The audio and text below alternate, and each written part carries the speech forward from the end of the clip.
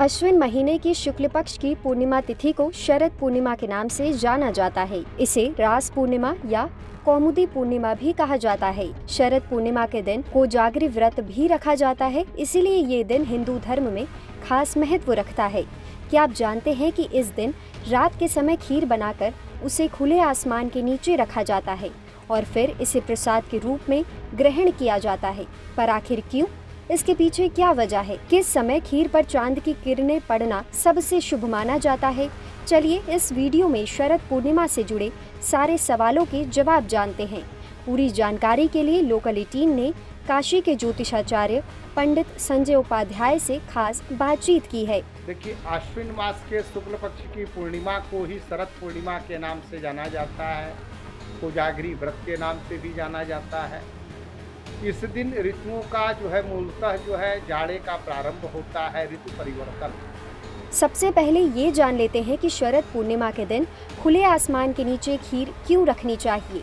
इसके पीछे क्या वजह है? दरअसल ऐसा माना जाता है कि शरद पूर्णिमा की रात चंद्रमा की किरणों से अमृत की बारिश होती है। इस दिन चंद्रमा अपने 16 कलाओं से युक्त होता है। इस दिन चंद्रमा 16 कलाओं से पूर्ण होकर के अमृत की वर्षा करते हैं। तो इस दिन मध्य रात्रि में दूध और चावल का खीर बना करके रख दिया जाता है खुले आसमान में, ताकि उसमें अमृत की वर्षा हो सके।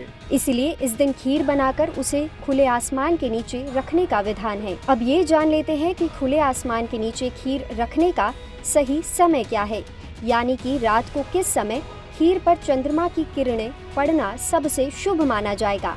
तो इसी कड़ी में ज्योतिषाचार्य पंडित संजय उपाध्याय बताते हैं कि 16 अक्टूबर की रात 11:20 से 12:45 तक का समय सबसे श्रेष्ठ है। हालांकि आप 9 बजे के बाद भी खीर को चांदनी में रख सकते हैं। अब आपको ये बता देते हैं कि आखिर चांदनी रात में बाहर रखी खीर को ग्रहण करने से क्या फायदा मिलता है।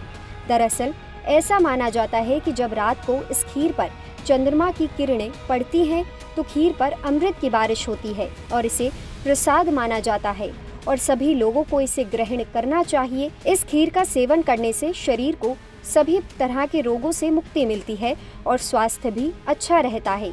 इसके अलावा ये भी माना जाता है कि अगर किसी की कुंडली में चंद्रमा से जुड़ी समस्याएं हैं तो इससे सभी प्रकार के दोष समाप्त हो जाते हैं और माता लक्ष्मी का आशीर्वाद मिलता है। और उसको ग्रहण करने से हमारे जो भी रोग हैं, कष्ट हैं, व्याधियां हैं, वह नष्ट हो जाती है।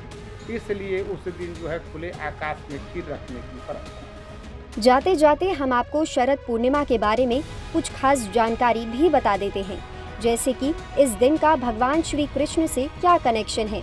वीडियो की शुरुआत में हमने आपसे कहा था कि शरद पूर्णिमा को रास पूर्णिमा कहा जाता है, पर आखिर क्यों? चलिए अब ये जानते हैं। तो दरअसल पुराणों के अनुसार इस दिन ही भगवान श्री कृष्ण ने गोपियों के साथ महारास लीला की थी, इसलिए इसे रास पूर्णिमा कहा जाता है।